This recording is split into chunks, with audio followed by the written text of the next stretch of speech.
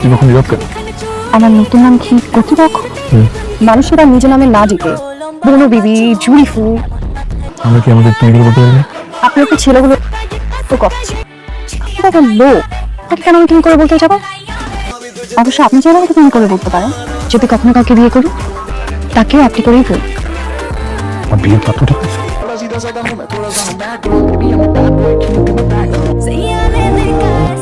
প্রকৃতি নীরব কেন?